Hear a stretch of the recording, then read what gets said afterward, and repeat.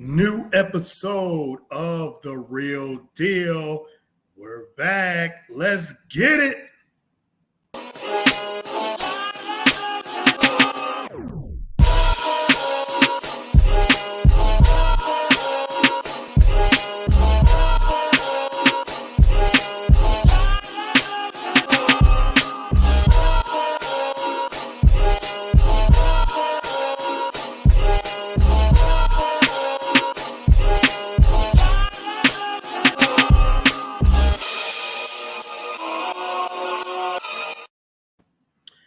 All right. Welcome to another exciting episode of The Real Deal, the Saturday edition. I am your host, as always, Courtney Harden.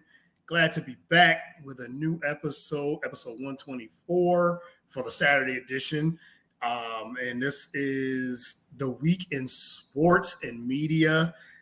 Can't wait to dive into all the things that happened this week, and predictions for next week. It's been, even though people say this is usually the slow time for sports, it doesn't seem like it because there's a lot going on. I know NFL is less than 50 days away, but training camps start next week. So teams are reporting to training camps. So we'll have that. But we got the USA Women's Soccer World Cup, or the World Cup, Women's World Cup just started this week. We have a big fight. We won't get into all of that. Big fight in boxing, one of the most anticipated fights in boxing. Gonna get into that next week. So yeah, there's so much happening in sports. But before we get started, again, I'm your host, Courtney Harden. As always, thank you for everyone that tunes in. Like the page, like the show. Subscribe to the YouTube channel on the BS3 Network, BS3 TV. You can follow the show at Get the Real Deal on Twitter. You could also follow me on Twitter at Courtney110979. You can follow the show on BS3 Network, BS3Network.com, BS3TVLive.com. We're also on Roku, so download the BS3 TV app. If you type in BS3 TV on a Roku channel or Roku device, you can get all the shows there. You can follow The Real Deal. You can follow all the other shows on the BS3 Network. It's got a variety of shows there, so shout out to the entire network. I can't even name them all. We always adding new shows. We're adding new content, new hosts and everything too. So BS3Network.com, BS3TVLive.com is where it's at. We got shows for everybody and everything, whether it's sports or commentary on social issues, TV movie reviews. We got a little bit of everything, travel. So the network is a huge network, and it keeps building and getting stronger with a lot of great hosts, a lot of great people over here at the BS3 Network. So if you want to contact us, please do. You can contact me at any time. I'm always active on social media as well. So again, find me on Facebook and Twitter, Instagram. I'm on Instagram Live. So we got that. We have that as well today. CJ Harden _79. So follow the content there. I always say the best place is to Google The Real Deal with Courtney Harden, and you can get all the previous shows, all my other shows that I do during the week. So a lot of great content. We're on all the podcast platforms as well: Spotify, Anchor, Google Play, Apple, Spreaker. Again, The Real Deal with Courtney Harden is where it's at. So might have a guest later on. They contacted me earlier, said they wanted to get onto the show. So I was like, yeah, let's do it. So I was going to do this by myself. So I've got comments too. It's on Facebook, YouTube, Twitter. I got my man Walter Strong, podcaster, YouTube. He has his YouTube channel. Thank you for tuning in. Really appreciate it, man. Always. And if you got it on Instagram Live too, and put the comments in there. You want to be a guest? You got anything you want to say?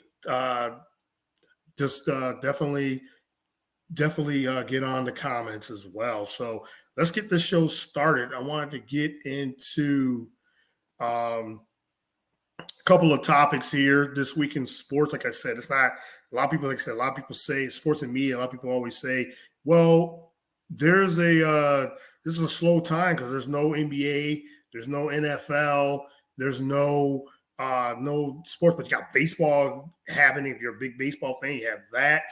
You, like I said, there's boxing, there's UFC. We got the Open Championship happening right now. If you're a golf fan, that's the last major of the year, and for the PGA. So that's happening right now, third round. So there's a lot going on in sports. So if you're just a sports fan, there's still things going on. So, but one of the biggest. I want to start the show off with one of the biggest and most anticipated fights in boxing, which I know I wanted to get my man Damian Adams of The Real Deal on today to talk about this. So you can check his show out. He's going to probably have a full-fledged break. He's going to have a full-fledged breakdown next week.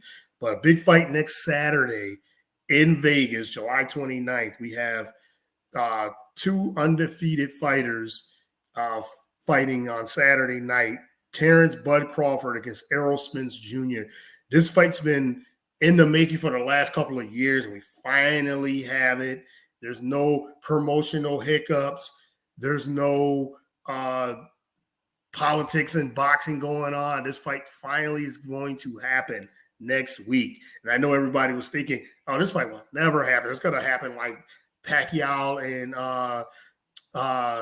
Floyd Mayweather, where it was like 5 years too late and they were past their prime. And that was a disappointing of a fight. Still made a lot of money because of the fight, because of how big those fighters are. But it's still happened, and it still wasn't what it could have been with those two in their prime. But we finally get Crawford and Spence in their prime for the undisputed welterweight championship mega fight, July 29th in Vegas. Bud Crawford is the betting favorite, holds the title at 135, 140. His last fight was December of 2022. And then we have Errol Spence, who's 28-0, 22 knockouts. Bud Crawford's 39-0, 30 knockouts. And then Errol Spence, 28-0, 22 knockouts. His last fight was back in April of 2022. So inactivity from both. I mean, Crawford, he fought last, like I said, in December. So it's been 7 months and everything. So it's Errol Spence has been over a year.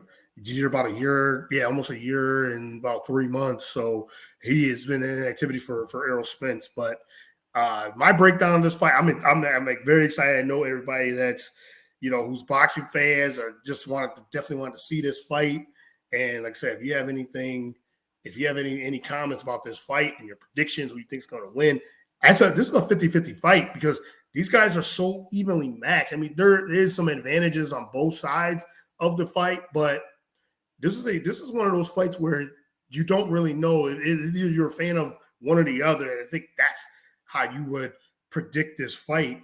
But my breakdown of this fight, which, like I said, I'm very excited to see this fight. And, boxing fans are finally get this. Like I said, there's no promotions because that was one of the key things why this fight wasn't happening over like 2 years ago and 3 years ago was what Bud Crawford and his promotional team was getting in the way of this, making this fight happen. And there was all this chatter on Twitter back and forth with them, going at it like, oh, where are we going to, we're going to fight. But there was a lot of trash talking on Twitter, on social media, and no, you don't make fights on social media. You get that contract, get those two promotions to make that fight, to make the fight happen. They finally got it. So there's no hurdles now. It's happening. But I think the keys, my keys to the fight, I think what Bud Crawford wanted, the advantages he has,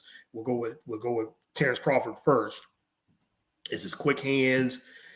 He has a lot of ways to win this fight where he's the counter punch, he's counter punching. And the one thing Bud Crawford does that he has an advantage is that he calculates. He goes about in these fights and calculates it. Like he goes into it thinking, okay, I know what my opponent's going to do. I know what he's going to throw, and it takes him a couple of rounds, and then he just knows like, okay, I can counterpunch this. They think they could get me with this and this way and that way. He's a very intelligent fighter. Bud Crawford's a very intelligent fighter. Where he, like I say, he's going to use the counter punches. He's going to use methodical ways to get to his opponent, and he's slick. He moves around. Very quick on his feet, agile, different levels. He could go from different levels in each. And when the later the fight goes, the more he seems like he gets stronger, kind of like an Incredible Hulk type of way, but he gets stronger. But that's just the levels. Like he'll take him a couple of rounds, and he's just, like I say, he's very calculated. He's very calculating where he's just dialing up data, as they say in boxing terms, and he's getting his way to where, finding weaknesses in the fighters. And then he knows like, okay, I can counter with this, I counter with that. I can get him with the power. I can get him with my quick hands. I can do all these things. That's what Terrance Crawford does. And his maneuvering, his movement is top notch. And, and he's got power. He's got some power too. But the quickness, calculating, really getting counterpunching, really getting into exploiting the weaknesses of his opponents. I think that's what one thing Bud Crawford will do.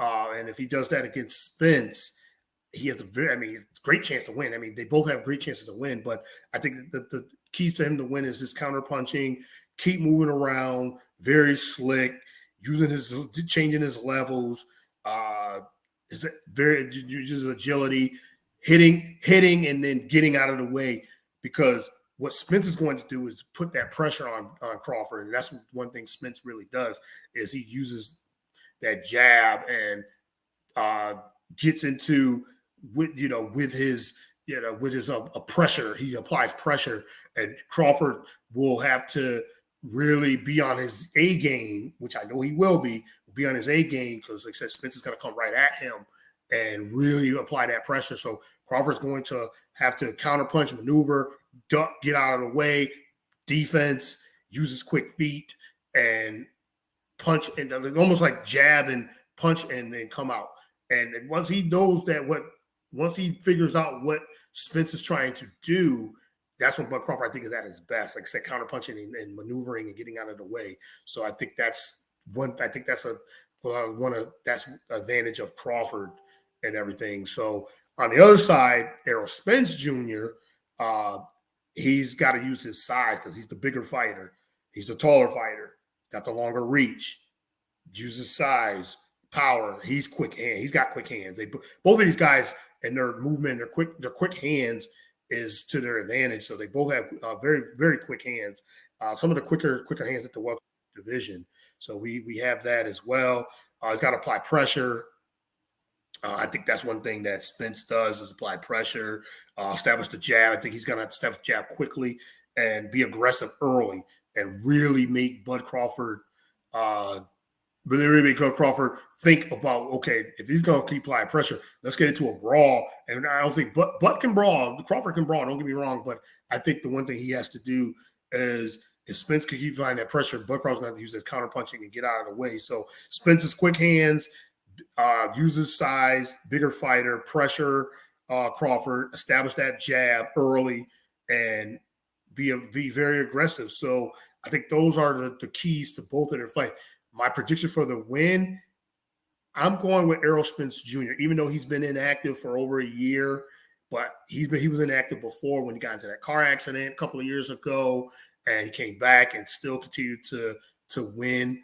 And it's one of those things. And there was a question I wanted to, off topic, and I'm going to get my guest on in a minute. So what year the announcer of the NBA NCAA tournament? I think they've already announced that. I think it's this upcoming season, I believe, 2023-2024 season. Adam Silver definitely, I think, did announce that during Summer League. So don't quote me on that, but I think it definitely is going to happen. I think this upcoming season. But my prediction for this fight is Errol Spence wins by decision, again, because he's the bigger fighter. his size. He's taller, and I think he's going to apply so much pressure on Crawford. Crawford's going to have to be, like I say, be on his A game. But I got Errol Spence winning by decision on that fight. So let me bring in my guest. He wanted to jump on, so I'm glad to get him on the show. What up? What up? NR Hour himself, Nathan Ramasandra from the NR Hour Sports Media Show as well. See, he's driving, so thanks for coming on the show, man. Really appreciate it. Hey, thank you, Courtney, for having me. As always, you guys are killing it. You, BS3 Radio, Ben Sutter, and all the crew that BS3 Network. You guys are the best, killing it. Putting out content every day like what we do. And speaking of that Errol Spence fight, man, and the Crawford fight, real quick, I want to get my take. The Errol Spence, that's gonna be a great ass fight, and people should be get their popcorn ready for that fight because it's gonna be an entertaining fight. I know. I agree with you. Errol Spence has size, man. So I feel like Crawford needs to move around a little bit here in the ring. So, but I agree with you, Courtney. I think Errol Spence here is going to win. I think he's going to beat Crawford, and because of the size, like you said, and the length. So I feel like Crawford has a chance too. But if Crawford can move around and use his speed, then he definitely has a chance. But I think Errol Spence, at the end of the day, will win because of the size, like what you said. Yeah, I agree. Yeah, and then you're right. I think with Crawford, the guy's 39-0, and he finally got his big fight that he wanted, and there's no promotion in the way, and he said he's quick and he's got the counter punch, like I was saying, and he's got a lot of variety of ways to win this. He's got to move around though, because Errol Spence is going to come at him with that pressure and he'll apply that pressure, because Errol Spence can apply pressure whenever he wants to, but he's going to have to oppose as well the size. He's bigger. He's going to have to use that jab and being the taller and bigger, natural bigger fighter. Now Crawford has gained some weight and looks bigger, but Spence is the bigger fighter, and he's going to have to take advantage of that. But Crawford, he's so agile, man, and could use his different levels of fighting and maneuver so well. He's going to have to do that because he's going to have to get out of the way with Spence. I think he's going to have to jab and move and keep moving around and making Spence frustrated and if Spence can, but I think it gets to the later fight that pressure might get to Crawford, and then Crawford might get out of his. He usually doesn't get out of his game plan, but he might have a fighter like Spence to that puts that pressure on him too. He might have to come out. He might have to change his game plan in this fight.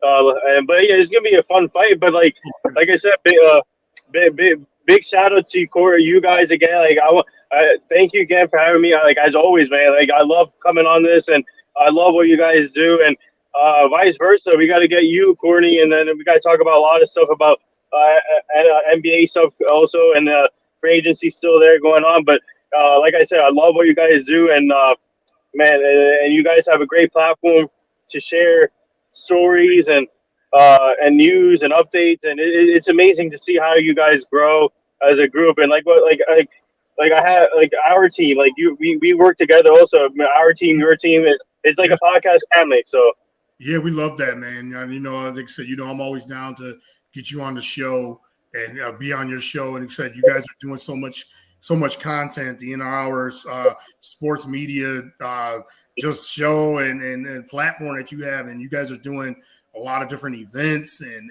baseball games, and you're out there grinding. So continue all that hard work, man, and keep putting out all that great content. But I want to get your opinion on some of this. Let's talk about a couple segments before I let you go, man. I know you're probably going to be out there. You got anything happening today? Today. You're always out there traveling to these shows and these events and sporting events. Actually, today I'll be competing in a fitness challenge. So you can catch us at Blue Claw Stadium. Well, it's called the Try Fitness Challenge. We did it last year. I got 1 hour, 12 minutes last year, so I'm going to try and beat my time tonight.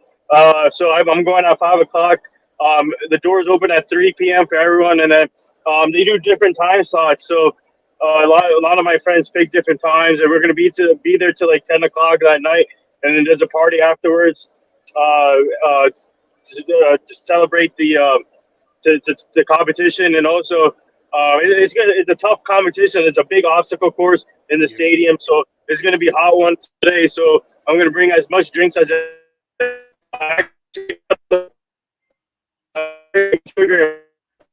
competition.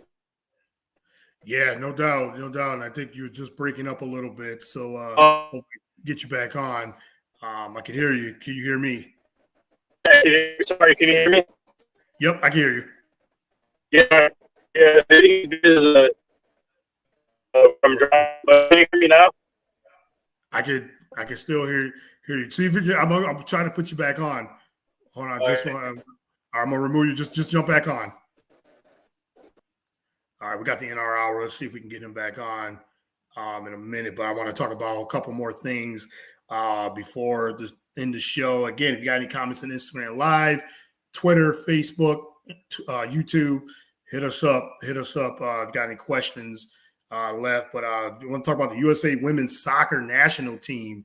They are on their mission to try to three-peat. They'd be the first team to ever three-peat for the World Cup. They started their playing their mission last night, beating Vietnam 3-0. Sophia Smith, one of the 6 debutantes, scored 2 first half goals and had the assist. So they got a nice young team. Got 6 rookies on the team, on the national team, and still got Alex Morgan and Megan Rapinoe, who made an appearance. She's retiring after this World Cup, made her 200th appearance on the U.S. national team. So, they looked good. They won 3-0 yesterday. You could just tell the level of where they are with their speed, and they played great, solid defense. And they had an opportunity to break that game even more open. They had some penalties. And even though Vietnam lost 3-0, they were disciplined. I think that was frustrating USA a little bit, but still got the win, 3-0, and a lot of high expectations for them to try to three-peat. They're the favorites to win their 3rd World Cup, but no team has ever three-peated 3 in a row. But they're on their way. Started on a great win yesterday, so I'm excited. The ratings are going to be very high for them. I'm going to bring the NR hour back on. Yep, I hear you now. Yep, you're back. We're talking about the USA women's soccer. What's your thoughts on them winning 3-0? They could have really booked this game open, and they had 28 shots on goal yesterday, so they were super aggressive. Yeah, but I think you guys, you got my thing on the fitness thing, right? Already? Yeah. Yep. Yeah. Okay. Yeah. So to the soccer thing. Man, what a game for U.S. Women's. And I knew, obviously, they have a talented roster. What's it called? Dennis's daughter, she did good, Rodman. And then, obviously, Horan scored a goal, and then Smith scored 2 goals. So it was a team effort win. Obviously, they're going to face some challenges in this thing, but I feel like they're going to come out on top as usual. The women's soccer team, they represent well. I love their roster. Actually, we covered some of the players. We covered some of the players at the when they were. Some of them were in college. We covered them here locally, so I'm happy to see them in the U.S. team. So I think, like I said, they're going to face some challenges, but I think they can overcome it with this talented roster. So we just have to see what's going to happen next. But what a great team win to start off against Vietnam. So yeah, they're on a mission, and they start, like I said, they won 3-0, beating Vietnam. They're trying to three-peat for the World Cup, and 6 rookies on the team. They got a young team, but they still got Julie Ertz, Alex Morgan, like I said, Megan Rapinoe, and she just announced her retirement, her 200th appearance at the U.S. women's national team. Like, what a great career she's had. And they got the speed, they got experience, they play defense. They're going to be tough as always. But I'm looking forward to see how good. And they're super aggressive as a unit as well. Just the speed is always an issue against all these other teams, man. Yeah. They always find a way to win, and they can beat you in a lot of different ways. They can get into a shootout, they can win 1-0. They play solid defense. The USC team always got the talent, especially on the women's side. So I look forward. The ratings are going to go through the roof too when it comes to the women's soccer. So I can't wait to see them trying to get this three-peat. So, but I want to transition to some football. NFL training camps start next week or this upcoming week. Oh, this week. The Jets training camp started this week, and the Giants, I think they start pretty soon. Yeah, start soon. And speaking of the Giants, last segment I wanted to get into was the running backs, man. The running backs are not getting paid. Saquon Barkley and Josh Jacobs and Tony Pollard for your Dallas Cowboys. Yeah. He is going to report to camp, but they didn't get the long-term extensions that they had. They could have got this week, and now Saquon threatening to maybe sit out the season, at least the first game. And Josh Jacobs, the leading rusher from last season, same thing. What do you think of this whole thing, running backs? And it's been a topic of discussion for a long time, but it's really now running backs are not getting long-term deals. Yeah, I don't know if you saw my picture when I think you're cutting off again. Yep, there you are. Actually, let me switch. Can you? I'll switch to my laptop. Okay. Yep, I got you. All right. Yeah. So just to put it in perspective, Saquon Barkley and Josh Jacobs, running backs, Tony Pollard, they were franchise tagged and they were looking for long-term deals, guaranteed money, and they weren't able to come to agreement. New York Giants weren't able to come to agreement with Saquon Barkley, and there was reports that they were far apart. But Josh Jacobs, he didn't get a deal with the Las Vegas Raiders, and then Tony Pollard, who did sign his franchise tag, and but he was looking for a long-term deal too. So it seemed like running backs they're not getting the long-term deals, and now the running backs are coming together, just saying that they're being, under what they do for their teams. I mean, Saquon Barkley is the weapon for the New York Giants. He is their ultimate weapon, and they didn't sign him long-term. Now he's threatening to sit out, and he's going to lose a lot of money. But $10 million, and people say, well, that's a lot of money, but it's all about the long-term deal. It's all about the guaranteed money, and that's what he wants. He just wants to be paid as being a respected football player, respected for that team. And the Giants said they want him there, and running backs' shelf life is not long, so they want to get that guaranteed money. And I think that's where the issue is. So we'll see what happens if he gets the money, and running backs, they're seem like it's like they're not respected enough for what the things they do for their team, especially for if they got Daniel Jones paid for the New York Giants. So with Saquon not getting paid, there we go. There we go. And it's crazy how he didn't get paid as their best player, and they're not wanting to give him all that guaranteed money. So what's your take on? No, you're fine. What's your take on this all the running backs and you said Tony Pollard on your Dallas Cowboys? I mean, he did sign the franchise deal, but it's all about the long term and guaranteed money. But what's your take on the running backs not being paid? Yeah, Saquon Barkley. I don't know if you saw the picture. I posted a picture of me and him. I covered when I was covering the women's golf tournament. Yeah, last year he made an appearance, and he's a great guy, great person, and I believe he deserves the money. He had a great year last year with the Giants under Brian Dable, so he definitely deserves his money. And I mean, the Giants only given 13. He's asking for 16, I think 16, 17 million. And the Giants are only giving 13. So just give him the 16, 17 million and see what's happened. So I think this is in my opinion, I think Saquon Barkley will end up being ready for week 1 against us. I think he'll play week 1, and so he doesn't have to give up money and lose money because he's a competitor. He loves to play football. So I see him definitely suiting up for week 1, but I think this could be the end for the Giants and Saquon. I think Saquon, I think the relationship will end after this year. Um, I could see him trading him or doing something in the season, but I think this is the first step towards ending the relationship between these two. So, but because they didn't give him the money, he deserves the money. I believe he deserves the money with this Yeah, he production. definitely deserves the money. He's the best player. He definitely got. I mean, Daniel Jones just got paid, and without Saquon, the Giants they don't make the playoffs. They don't go. I mean, they got to the second round of playoffs last year, losing to the Eagles, to the Philadelphia Eagles, and they had a tremendous year. And then Brian Dable being the coach helped tremendously, but they turned him around. But when he's your ultimate, like your weapon, your running back, he's like one of the best receivers they've had too.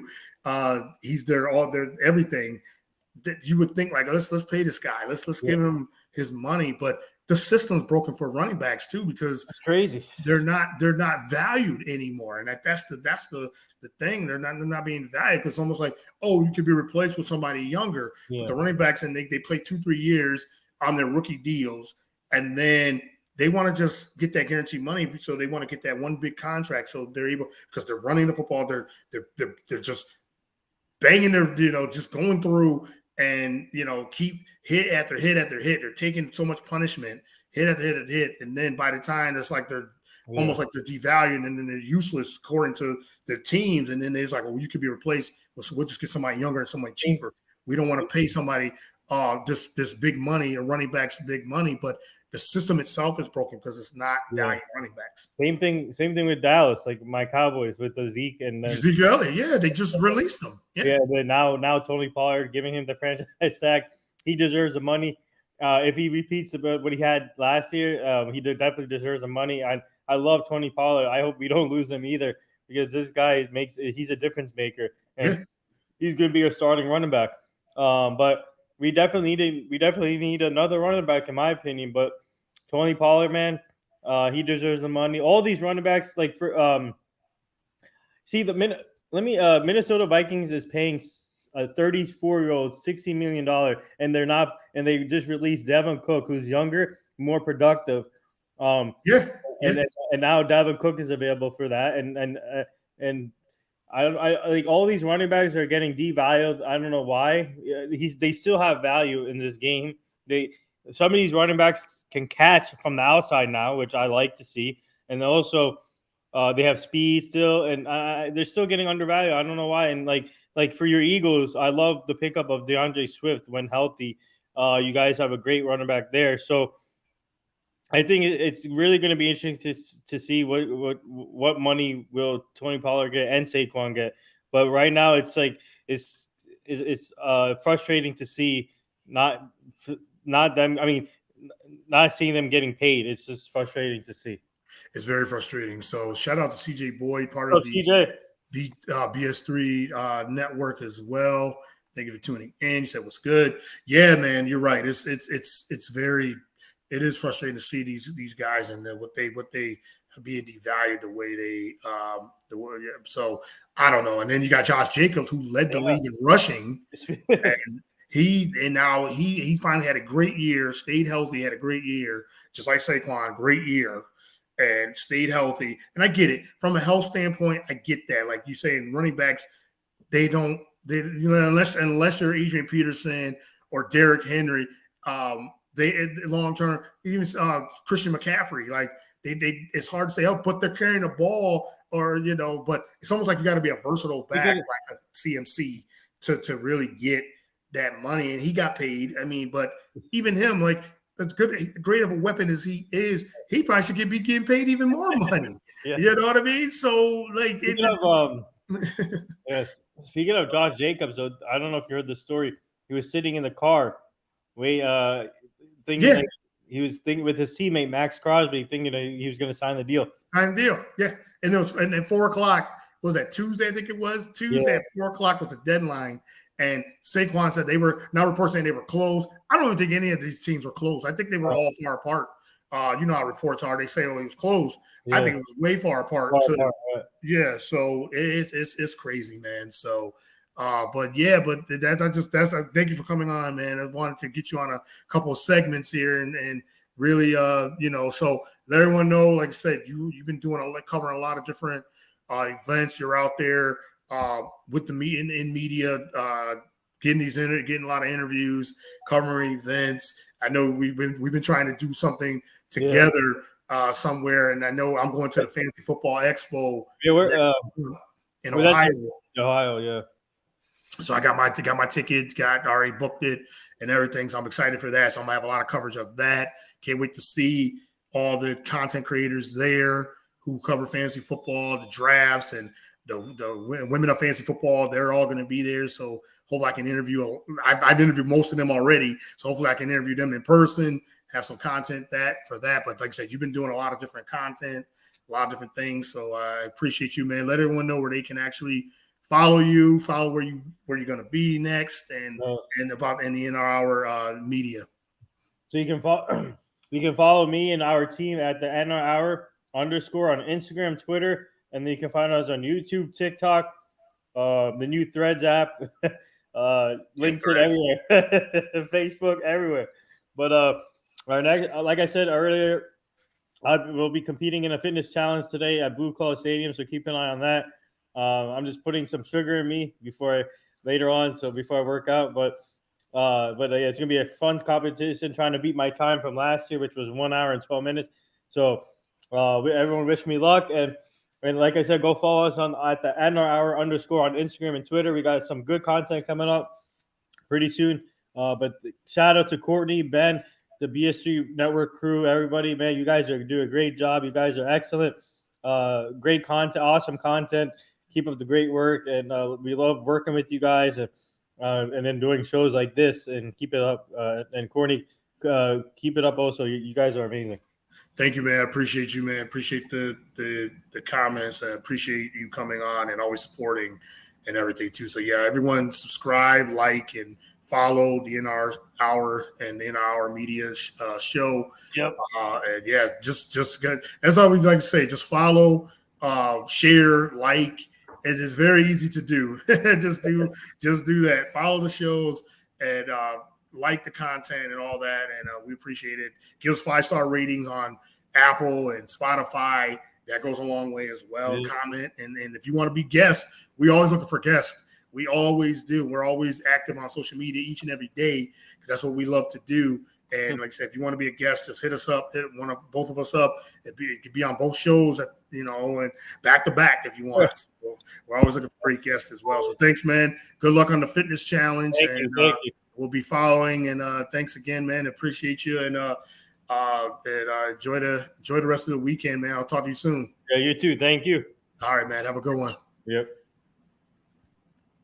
That was the NR Hour himself, Nathan Ramasandra. Follow the NR Hour Sports Show and the media as well, his team and everything. So that's a wrap for the show. I want to thank the NR Hour. Thank all the comments. Thank you, everyone that tuned in.